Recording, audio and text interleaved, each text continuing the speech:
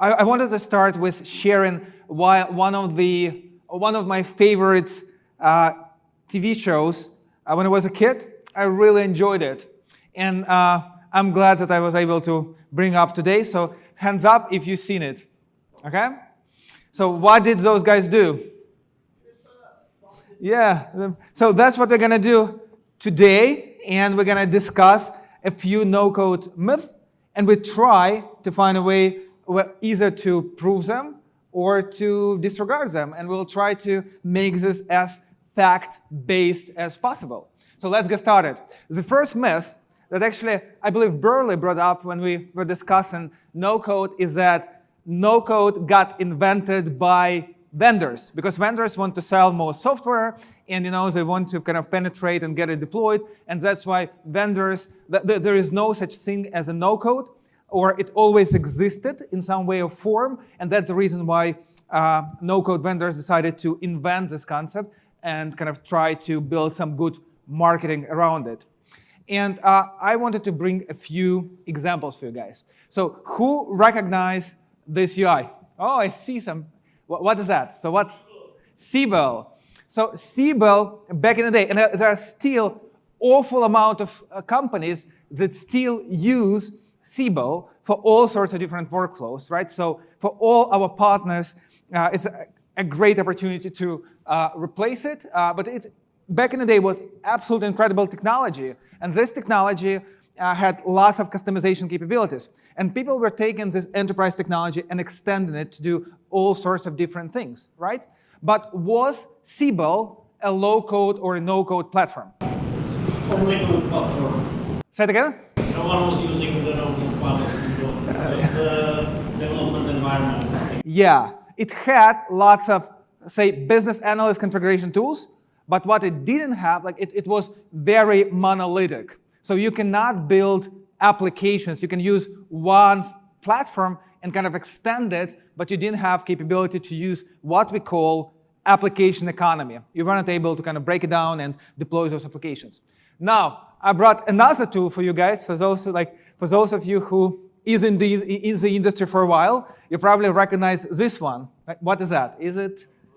Yeah. Was this a first low-code, no-code platform?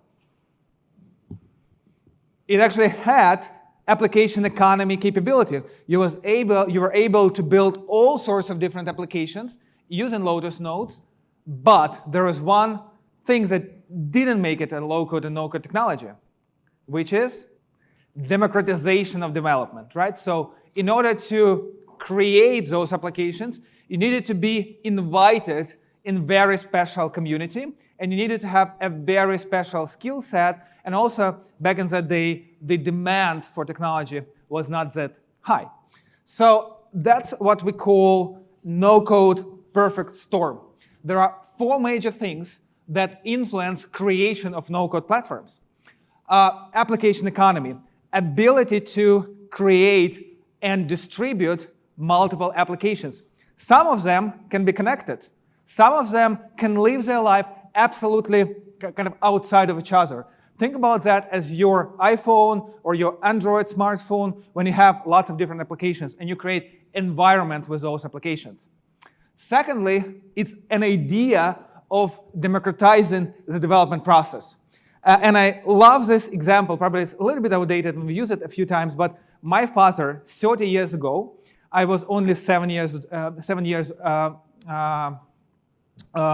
old, and he was, in order to produce a photograph, he needed to have a very special equipment. He needed to have a very special skills. He was hiding in a dark, quiet room to produce like 10 pictures that he really, really enjoyed. And we all enjoyed, but now everyone with a smartphone can do the same without any limitations and without any special skills needed.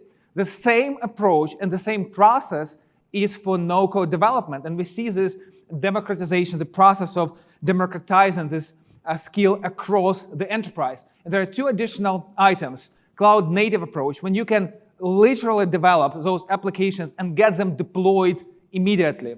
And an idea of ability to increase the technical capacity because there is a growing demand.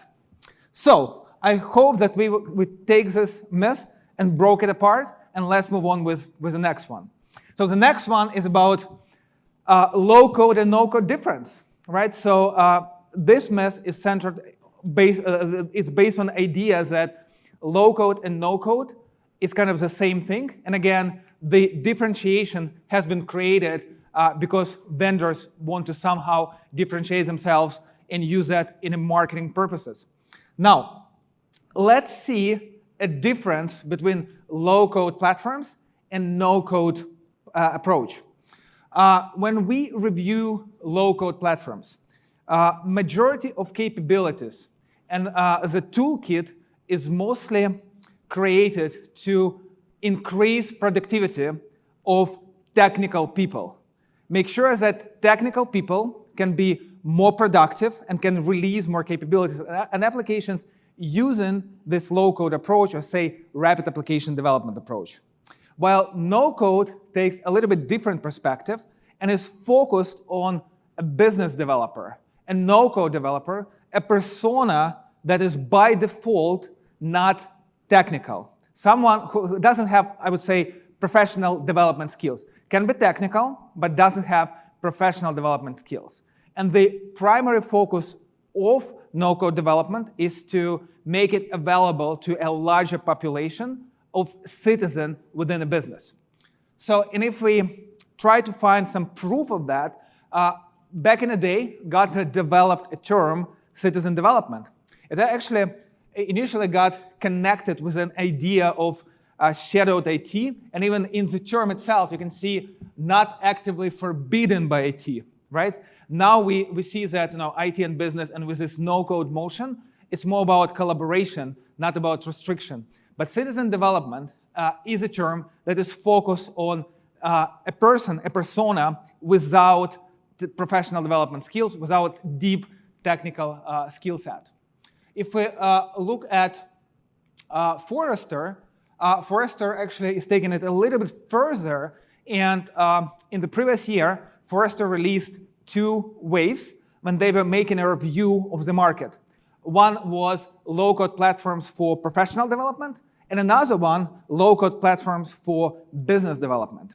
And population of vendors within those 2 waves is very different, right? And they differentiate those 2 markets because they work with different persona, they're solving different problems, and they're focused on different tasks. So that's the reason why we believe that low-code and no-code, those are 2 different technology directions, in some ways connected, but from a kind of purpose point of view and a foundational point of view, those are 2 different approaches. Let's go to myth number 3.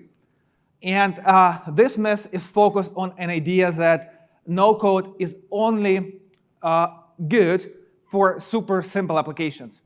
And this concept is coming from all this experience when those first common no-code developers were taking what was an old Access database or this gigantic Excel spreadsheet and was making an application, kind of converting that into an application.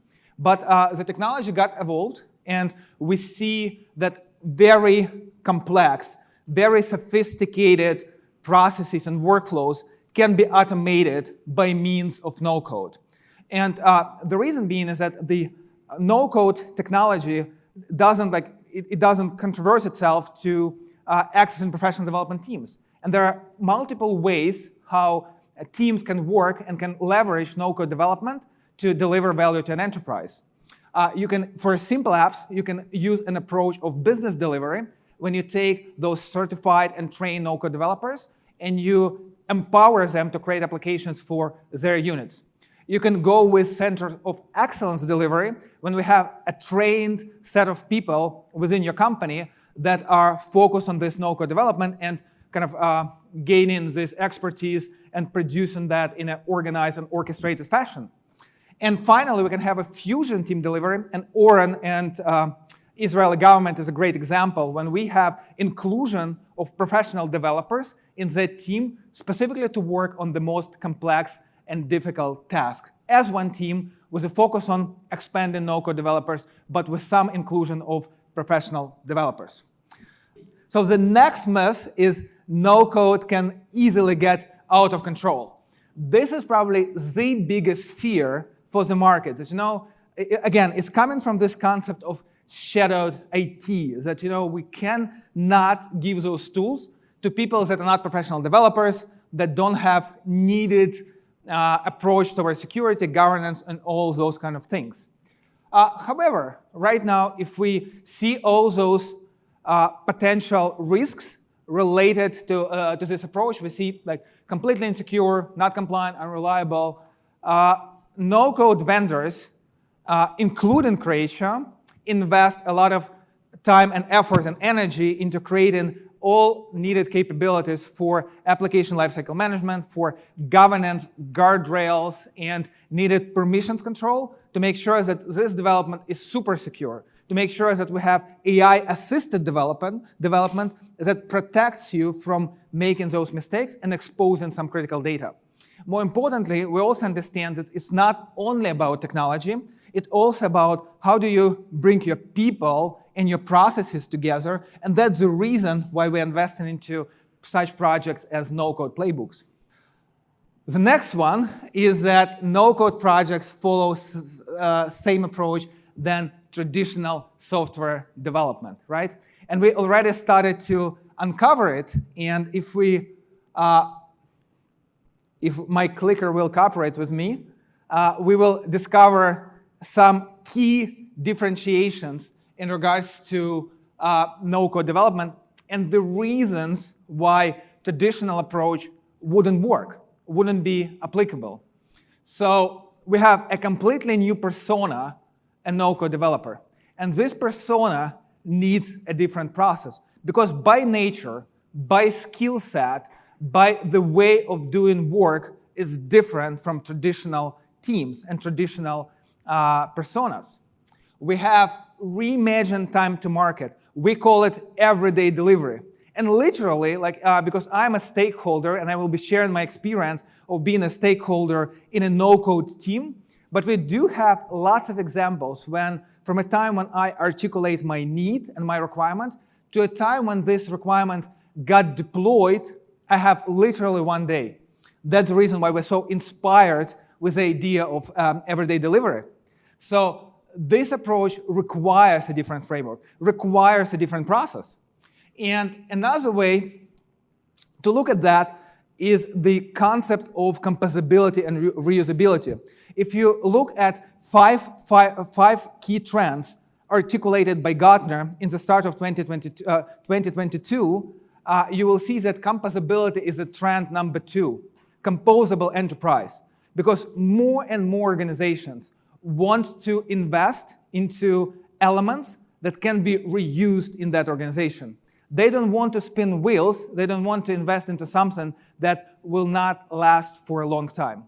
That's the reason why we are so passionate about investing into marketplace. And also that's the reason why architecture of Creatio 8 Atlas is fully composable from all the set of objects and navigation items, sections, etc., down to elements that can be used on UI and UX development. We have special requirements for governance and compliance. We have an extensive use of prototyping and absolutely reimagined approach towards continuous delivery and the way how we share value. So those are the reasons why it should be a different approach. And that's what inspired us to invest into no-code playbook and structure that in a way that we design and prototype, go live, and then focus on everyday delivery. We truly hope that this approach will change the way how our partners, our customers, go to market with no-code technology. So welcome to No-Code Journey. That was the key message of today's presentation. And that was an introduction to the main course. So that's why thank you so much for being with me, and we will follow up with the next phase. Thank you.